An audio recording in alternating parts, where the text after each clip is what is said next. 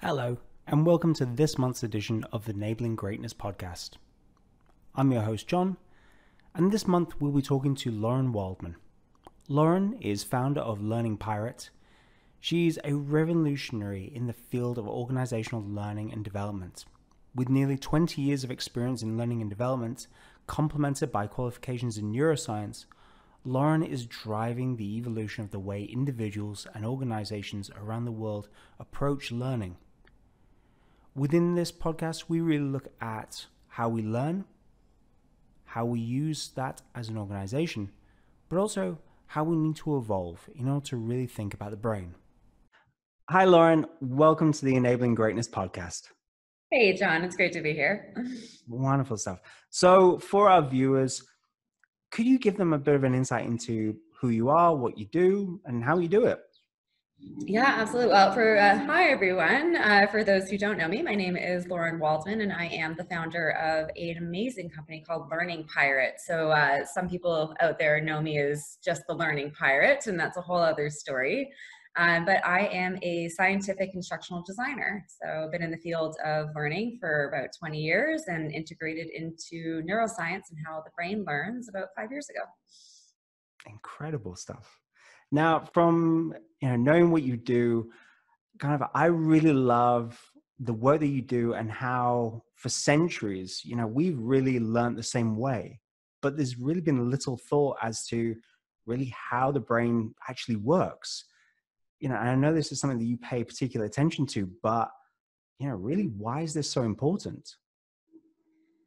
I think when you look back historically about how the educational world as we all were probably brought up in it was made. I mean, it's about 120 years old, and it's based on a model that's incredibly, not relevant anymore to how we learn. So, we've always been interested in the brain. The brain has been a topic of interest for thousands of years, but when we looked at historically how we could examine it, we really didn't have the technology like we do now to understand as much as we do. So now that we do have this knowledge and we can look at how the brain is processing information, how we learn, how memories are encoded, we just have such a wonderful opportunity now to bring that information not only into the classroom, but into our organizational learning and development as well.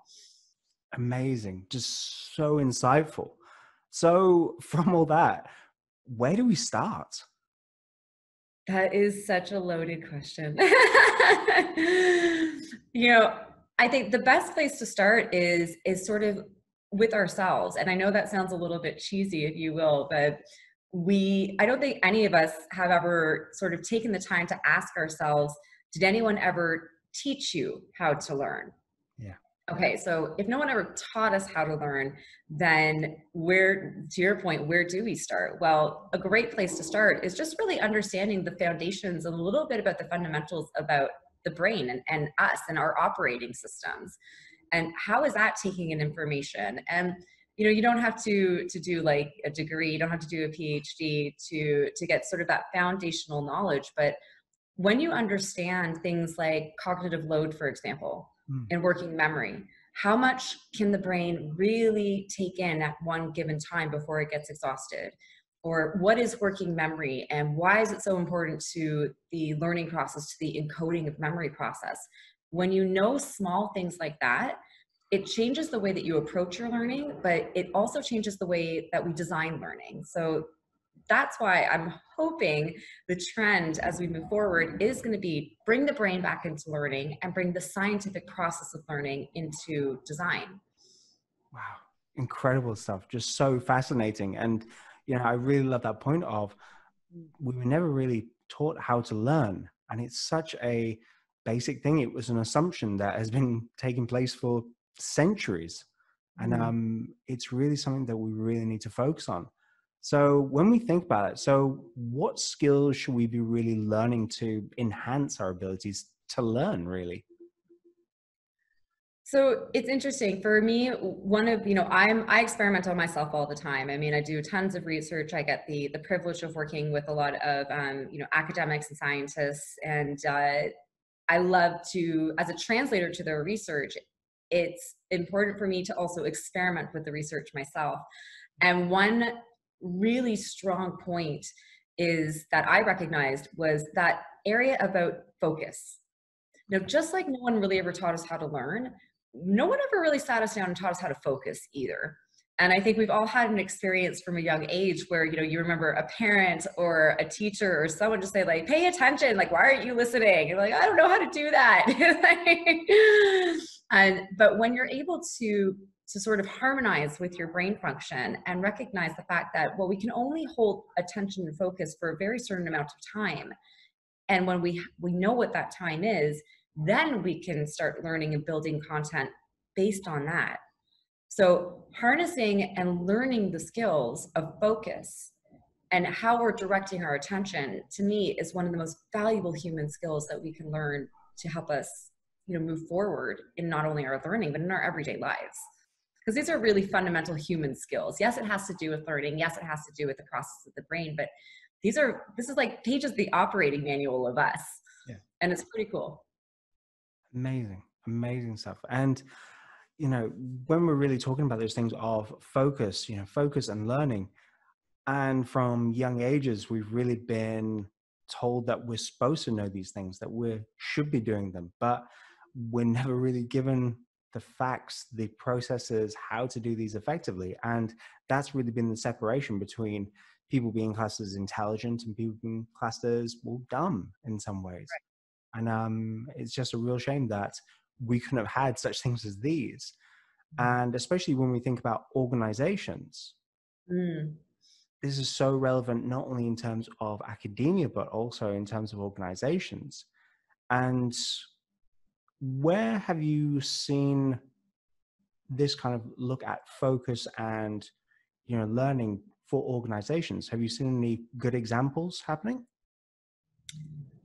I actually haven't. I'm just going to put that out there. And, after I was in learning for about, 15 years in the organizational and corporate worlds before I really dove into the sciences of all of this. And one thing that I had to be very forgiving with myself is that recognition, that, okay, maybe we weren't doing it wrong, but we didn't know how to do it better. Yeah. So when I discovered that, it was really being compassionate with the whole process of, when you have a behavior, and when we're looking at learning especially, we've had this conception that we've all known how to do it. Well, we all went to school, so how do we not know how to learn?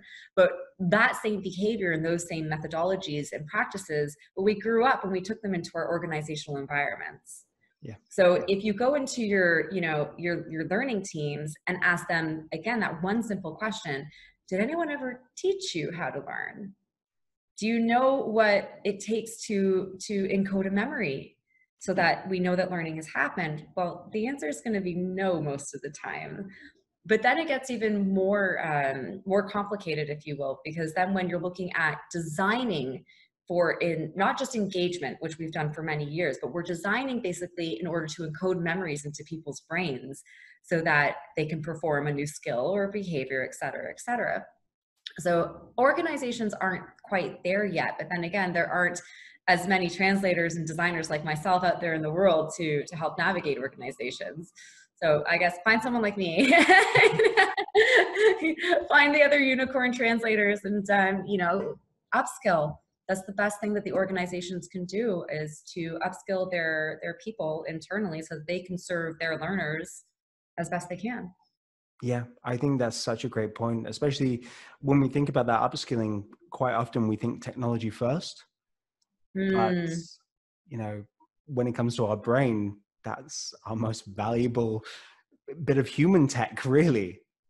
It's definitely the most complex, but it's the most powerful thing on this planet. And I think that, to a certain degree, we all sort of take for granted the fact that it's kind of running the show all day, every day. And, we're learning regardless of whether we're participating in actively or not. Our brain, that's what our brains are meant to do. They're here to keep us alive, and they have to process everything around us in order to do that.